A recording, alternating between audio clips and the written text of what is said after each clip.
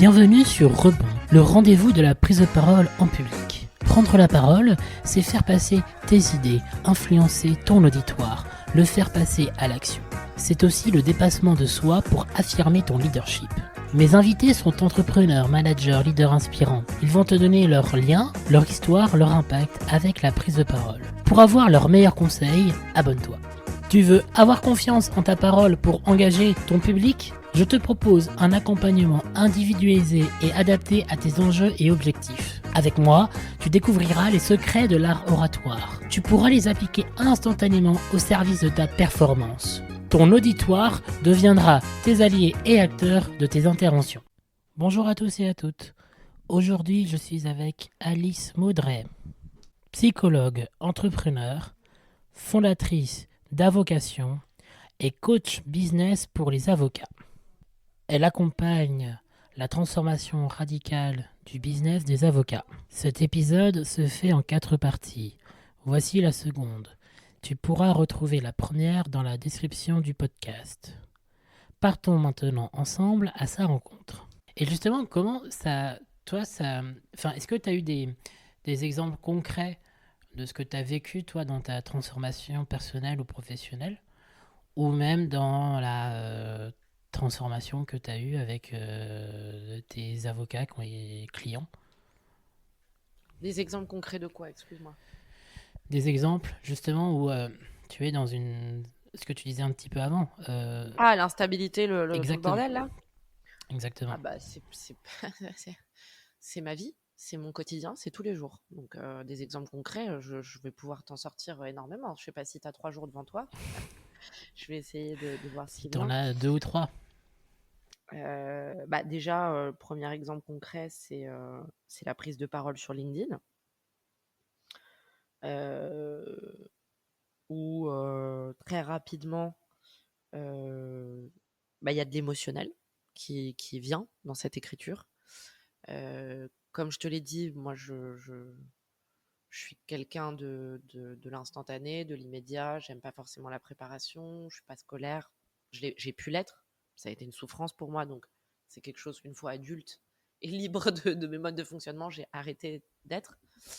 Et donc, en fait, j'ai pu observer que bah, y avait de la colère. Il y avait même parfois un peu de provocation dans ce qui voulait être écrit. Et j'avais envie d'honorer ce qui avait besoin d'être dit, de la façon dont ça voulait être dit. Alors oui, c'est pas une prise de parole orale, mais ça reste une prise de parole en public, l'écriture LinkedIn. Et tu parles tu parles à des centaines ou des Voilà. milliers de personnes, non? Des milliers, hein, quand tu fais des posts à 20 000, 30 000, 50 000 impressions, c'est voilà quoi. Bah là, qu'est-ce que ça fait enfin, ça fait sortir tout le jugement de ça. Tout le jugement. Donc, parfois même des moments un peu paranoïaques après l'écriture de certains posts que je trouvais un peu incisifs et d'ailleurs qui suscitaient des réactions où j'avais comme des espèces d'idées que on allait venir, la police allait venir à ma porte m'enfermer, tu vois, ou que on allait me juger folle, ou que on allait penser que je suis vraiment une meuf torturée. Euh, donc voilà, donc ça c'est un exemple. LinkedIn, l'écriture LinkedIn. Aujourd'hui, maintenant, c'est un peu plus stabilisé, mais il y a eu énormément de remous, de turbulences dans l'écriture parce que je ne voulais pas renier l'émotionnel qui était associé à l'écrit, et parfois c'était effectivement de la colère. Et en même temps, je me disais, mais putain, je suis en train d'attaquer, je vais m'en prendre plein la gueule. Donc la peur des représailles, la peur de... Et puis en fait, en général, c'est beaucoup moins effrayant que ce qu'on imagine. Il peut y avoir 2 ou 3 personnes qui vont te dire: «Mais qu'est-ce que vous racontez? Mais vous êtes complètement lunaire, mais» et puis bon, bah, tu apprends à gérer ça et et voilà. Donc ça, c'est un exemple. Un autre exemple, je pense que je t'en ai donné un là avec cette amie, tu vois? Même si aujourd'hui j'ai passé un cap dans ma prise de parole. Cette amie, bah, il y a beaucoup de choses qui ont été passées sous silence pendant très longtemps parce que, je sais pas pourquoi, mais en tout cas, c'est pas mon genre. Je suis plutôt quelqu'un qui m'exprime dans les relations, mais avec elle, Il y a des trucs que je foutais sous le tapis. Donc, j'ai ressenti vraiment, je me suis sentie petite fille apeurée d'énerver sa maman, quoi, littéralement. Il y a des régressions comme ça aussi qui peuvent avoir lieu dans la prise de parole où tu te sens petit enfant face à l'autre, ou face aux autres. C'est vrai que j'ai eu beaucoup de prises de parole en live, en Zoom, à l'écrit, moins ces dernières années en présentiel. Et là, je me suis donné l'espace de prendre la parole devant tous mes clients le 5 octobre. Je ne sais pas du tout ce qui va être fait, ni dit, ni quoi, mais je me suis dit, allez, ma grande, la star, c'est pas toi, c'est ton auditoire. Je me demande J'ai repris le qui a dit principe. cette phrase, c'est curieux. Qui a dit ça? Je ne sais pas. Et voilà, donc en fait, si tu veux, c'est un live sur mon groupe Facebook, un live sur LinkedIn, un short, un Reels sur Insta. Tout va donner lieu à un jugement, une honte, parce que j'en suis pleine. Et à chaque fois, c'est une libération, parce que à chaque fois, finalement, je le fais quand même. Et donc, je le dépasse. Et au fur et à mesure, il y en a de moins en moins. Tu dis un élément qui est ultra important et qui est malheureusement très courant chez les personnes, c'est la peur du jugement. Tu restes derrière ou tu la dépasses. C'est toi C'est qui ça. choisis. Et puis surtout, c'est que pour les auditeurs, parce que pour être transparent, moi j'ai accompagné Alice sur sa prise de parole. Et donc la star, c'est de la prise de parole, c'est une phrase que j'utilise à chaque fois à chacun de mes clients et ça, souvent c'est une des phrases qui peut débunker pas mal de peurs ou de croyances. C'est que en fait une prise de parole en public, elle a pour but de mettre en avant le public en tant qu'entrepreneur, en tant qu'orateur ou oratrice. En fait, vous êtes le guide avec ce que tu disais auparavant. Enfin, vous êtes le canal du message que vous voulez transmettre, mais vous êtes le guide en fait. Pour faire une référence au Seigneur des Anneaux ou à Star Wars, vous n'êtes pas Frodon dans le Seigneur des Anneaux, vous êtes Gandalf ou vous êtes Sam Gamgee quoi. Dans Star Wars, vous n'êtes pas Luke Skywalker, mais vous êtes Maître Yoda. Vous êtes ces personnes-là. D'où Euh, l'humilité. D'où l'humilité en fait. Et c'est ça qui fait la confiance du public vis-à-vis du dirigeant, du manager, de l'entrepreneur. Parce que la star, c'est vraiment eux, quoi. C'est eux qui sont là pour réaliser votre mission, mais d'abord réaliser la leur, quoi. Et Bah, vous êtes, enfin, en tant qu'orateur, en tant qu'entrepreneur, vous êtes juste le canal qui répond à leur mission. moi, j'aime bien l'idée que l'humilité, c'est pas un truc de modestie. C'est souvent confondu. C'est un débat que j'ai eu avec quelqu'un récemment. C'est se mettre au service d'eux. Quand on décide d'entreprendre, d'enseigner, de quoi que ce soit, on se met au service de quelque chose. Et du coup, pour pouvoir se mettre au service, pas au sens d'être modeste, parce qu'il faut énormément de confiance. Et c'est là où tu vois, il y a tout un enjeu autour de la confiance. On a confiance en quoi quand on s'exprime? En soi, en la vie, dans le moment, dans ce qui va être dit. C'est ça la question qui se pose. Et je pense que plus on, en anglais on dit on pile, le peeling, on effrite des couches de soi, de moi, comment on va me voir moi, et qu'on guérit ces blessures-là, quelque part, plus on peut prendre la parole, une parole qui est au service de l'autre, et pas au service de soi. Et il ne faut pas, selon moi, se culpabiliser de penser à soi et à son ego et à ses fragilités au début, parce que ça fait complètement partie du chemin de la prise de parole, d'être self-aware et de penser à soi. Et donc, avant qu'on en arrive à Maître Yoda, avant qu'on en arrive à être vraiment dans cette posture d'humilité où la star c'est l'autre, eh ben, il y a tout un chemin. Et je peux dire qu'aujourd'hui, j'y suis pas. Quelle a été ta pire prise de parole que tu as faite et qu'est-ce que tu en as appris? C'était en deuxième année de psycho. Je faisais un. C'est le moment où j'ai eu cette première claque d'humilité. Je faisais un exposé, je crois. Et j'ai fait une crise d'angoisse, de malade. J'ai dû m'asseoir. drama devant toute la classe. Et ça a été, ça m'a fermé comme une huître pendant, je sais pas, 5 ans. Ça m'a trauma. Après, j'ai fait mon mémoire de fin d'études. Félicitations, tout ça. J'étais à l'aise pour devant le jury pour présenter. Enfin, j'ai eu d'autres possibilités de présenter. Ça a été, mais c'était une trouille, une terreur, une peur, un truc de malade mental. Et donc, c'est pas ma pire. Je dirais, c'est l'instant de vérité de la profondeur de mon insécurité. Tu vois, on en revient à la sécurité. Et donc, il y a eu tout un chemin à partir de là pour construire de la sécurité. Et notamment, ce choix d'aller faire du théâtre alors que c'était ma pire phobie. Et en même temps, peut-être ma plus grande envie pour mettre à l'épreuve. Alors, j'aime pas, non, pas mettre à l'épreuve. Mettre au travail. Parce que tu as fait 4 ans de théâtre après, je crois, hein, Ouais. c'est ça. Qu'est-ce que ça t'a appris en termes de sécurité sur toi, sur la scène, sur le lien avec les autres aussi? Parce que au théâtre, il y a souvent cette notion de troupe, ou de parler avec les autres personnes qui sont aussi là, parfois qui sont à l'aise, mais parfois des gens qui ont peur aussi de faire l'exercice, quoi. Qu'est-ce que tu en retiens en termes d'apport de sécurité? J'en retiens que j'ai vraiment souffert. Vraiment. Beaucoup, beaucoup. Il y a vraiment tout qui est ressorti. C'était peut-être la période la plus confrontante parce que t'es sur scène. Donc t'es vu. Donc tu vois. Tu peux pas échapper. C'est bien l'analyse. Mais t'es dans les huis clos du cabinet de ton psy avec ton analyste et tu vois, c'est une belle, c'est un beau travail, hein, mais tu vas sur scène, c'est encore autre chose. Donc souffert. Et puis grandi dans la capacité à se montrer et donc la vulnérabilité.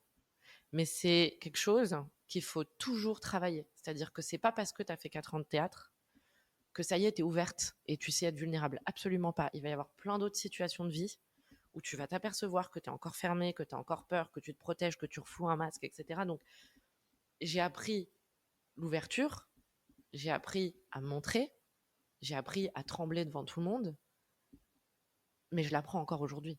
Et tu vois, enfin, juste pour finir, faut arrêter avec l'illusion qu'il y a un moment donné où on est safe, genre on n'a plus peur. Non, moi j'ai laissé tomber l'idée que j'aurais plus peur, que j'aurais pas le trac, que non, non, non, non, ça n'arrivera pas. Il y aura toujours quelque chose qui viendra. Et c'est justement ça la beauté de cet exercice, qui viendra me rappeler que je suis une petite humaine qui a peur.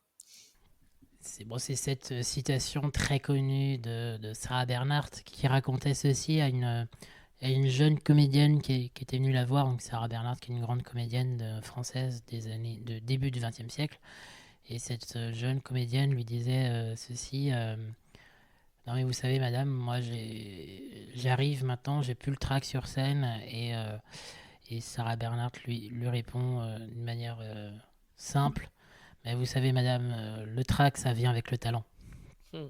Et ce que tu dis en fait c'est ultra important de le mentionner, c'est que moi ça fait plus de 15 ans que je prends la parole dans différents types de prises de parole. Et le trac est un élément inconditionnel, indispensable de la réussite d'une prise de parole. Une prise de parole où il n'y a pas de trac, c'est toujours une prise de parole ratée. Pourquoi? Parce qu'en fait, une prise de parole avec du trac, c'est une prise de parole où il y a l'enjeu. Le trac permet de mettre en tension la personne, de bien connecter avec le public, d'être vraiment dans l'instant présent et pas avant ou après, et d'être vraiment très concentré. Et l'enjeu d'une prise de parole, c'est pas de fuir le trac, mais c'est de jouer avec et faire que le trac devienne un élément de sécurité, un élément parmi d'autres de la prise de parole en public. Et aussi un autre élément que tu as mentionné, mais ça c'est ce que je vois parmi des confrères qui sont formateurs en prise de parole, qui viennent du théâtre. La prise de parole en théâtre, c'est là pour interpréter un texte, ou tu es là pour imaginer un texte quand tu fais du théâtre d'impro, mais tu es là pour jouer. Et c'est une type de prise de parole. Mais si tu fais un webinaire pour vendre, un discours pour remercier tes clients, une interview télé, ou un élément, ou, ou une conférence, ou une masterclass, t'es pas là pour interpréter quelqu'un d'autre. T'es là pour faire ton propre rôle en tant que personne. Et t'es aussi là pour persuader, pour convaincre. Et c'est un élément qui montre, où t'es obligé de montrer ta personnalité, ta personne. Et en théâtre, parfois on se cache derrière un personnage. Quand on est là pour convaincre, il faut montrer qui on est vraiment. Parce que c'est ça qui crée le lien, c'est ça qui crée la confiance, c'est ça qui crée la sécurité aussi. Et c'est ça qui permet l'engagement de la personne par la suite. Ouais, et moi personnellement, je suis anti-convaincre. C'est ma façon de convaincre. Je cultive l'authenticité radicale. Donc c'est vraiment ce que tu dis, d'être son propre personnage quelque part. Et d'ailleurs, il change tout le temps. Avec cette idée que cette tonalité, cette vibration, ces mots, cette façon de faire saura séduire ceux pour qui c'est juste. C'est la différence entre séductrice et séduisante. Séductrice, il y a un effort qui est fait pour séduire. Séduisante, c'est un état de fait, elle est séduisante. Il n'y a aucun mal à être séductrice parfois. C'est juste que moi, personnellement, j'y arrive plus. Du tout. Donc convaincre, moi je dirais que certains vont dire elle est convaincante, mais pas parce que j'ai fait l'effort de convaincre. Tu vois ce que je veux dire? C'est vraiment ma philosophie. Je ne dis pas que c'est la façon de faire, c'est ma façon de faire. Alors c'est sûr que quand c'est très préparé, structuré, ça plaît à plus de personnes. C'est plus clair pour plus de personnes. Mais il y a une question de jouissance aussi, selon moi, qui est importante dans la prise de parole. Et personnellement, je jouis plus dans l'acte de liberté que dans l'acte, enfin de liberté. Ça peut être tout à fait un acte de liberté de structurer sa parole, c'est pas le sujet, mais ma liberté à moi, disons, de m'exprimer comme ça vient, plutôt que dans l'acte d'un propos qui serait trop structuré. Et d'ailleurs, dans le travail qu'on a fait ensemble, on l'a bien vu, il y avait un refus de ma part de la structure que tu m'as amené, que tu m'as apporté. Et, et chez moi, ça soulevait beaucoup de résistance. Et je pense que c'est un passage obligé pour moi aujourd'hui de m'autoriser une prise de parole, on pourrait dire déstructurée, pour peut-être me réconcilier avec la structure. Mais j'en suis pas encore là. Ce qui est important sur la structure, comment on définit la structure aussi d'une prise de parole, en fait, ce sont des éléments que vous allez mettre dans un ordre, on va dire, défini par vous-même. Hein. Et en fait, le but de la structure n'est pas d'enfermer l'orateur, mais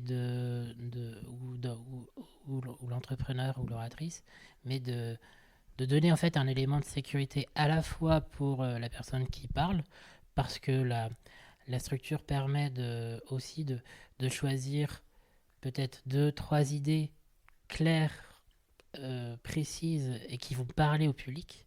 Donc ça permet de donner un cadre. Mais en fait, ça n'enferme pas. C'est-à-dire que ça permet de donner une vision, le chemin à traverser. Mais en prise de parole, on peut aussi s'autoriser à dévier du chemin. Mais ça permet de savoir quel est le point final qu'on veut atteindre. Quoi. Et moi, par titre personnel, ça m'amuse beaucoup de structurer mes propos parce qu'en fait, j'ai fait ce travail en amont de bien connaître mon public, de connaître à qui je parle, etc. Pour ensuite choisir les éléments, non pas qui va me parler le plus, mais qui va parler vraiment le plus au public dans un but précis. Et justement, quand tu parles de jouissance, moi de mon côté, c'est tout ce travail en amont de à qui je m'adresse avec le travail d'écriture, le travail de rédaction, le travail de pensée, le travail intellectuel qui est quand même très puissant, jusqu'au jour où c'est le jour J, quoi. Et toi, rien ne m'empêche, à titre personnel, de faire des imprévus, parce que le jour J, il y a un événement, ou alors j'ai vécu un événement, et voilà. En tout cas, la structure n'est pas bloquante, mais elle peut bloquer, et donc c'est aussi ça qui est important de prendre conscience, quoi. Après, c'est vrai que, tu vois, j'ai mon livre, ma Bible, Nietzsche, Ainsi parlait Zarathustra, devant moi, là, sous les yeux. J'ai une drôle de façon de trouver ma sécurité depuis quelque temps. C'est vraiment dans l'insécurité, entre guillemets. Donc, la structure, il y a comme un conflit d'intérêts. Elle est au service de mon audience, mais elle n'est pas au service de mon processus, parce que mon processus, c'est de marcher à l'aveugle, sur tous les plans, pas que dans la prise de parole. C'est de ne pas savoir ça va être quoi la fin, tu vois. Et donc, il y a ce conflit d'intérêts, et c'est OK. Pour le moment, c'est comme ça. Ça m'empêche pas, et c'est ça qui est assez intéressant quand même, hein, c'est que entrepreneurialement, j'ai des très très bons résultats.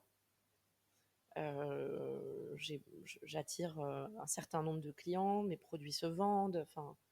Donc, ce qui est intéressant, c'est que cette phrase qu'on entend partout, tous les chemins mènent à Rome, elle est vérifiée. La structure d'un webinaire peut être vraiment au service de ta sécurité, de ta prise de parole, de la compréhension de ton audience, de ce que tu proposes, et donc de tes ventes. Et en même temps, ma façon de faire, qui m'est propre, fonctionne aussi. Donc, et c'est pas déstructuré en vrai, hein. Il y a une structure évidemment, mais c'est juste que c'est pas comme toi tu fais, par exemple, d'écrire, de préparer. Voilà, c'est pas comme ça. Et puis il y a, je pense, un truc qui doit se travailler chez moi, c'est la capacité à trouver de l'authenticité à ce niveau-là, et du risque, quand bien même il y a un cadre qui est posé. Voilà. C'est pas parce que tu as mis un cadre que tu perds cette énergie. Donc, ouais, c'est encore un peu conflictuel, encore un peu en recherche. J'aime bien qu'il y ait cette dimension de laboratoire aussi dans notre travail, et que tu sois patient avec mes résistances et mes recherches personnelles, en dépit de ta pédagogie. Tu vois ce que je veux dire? Un grand merci pour ton écoute. Si cet épisode t'a plu, tu peux le partager et mettre 5 étoiles plus un commentaire sur Apple Podcasts ou Spotify. À bientôt pour une nouvelle rencontre.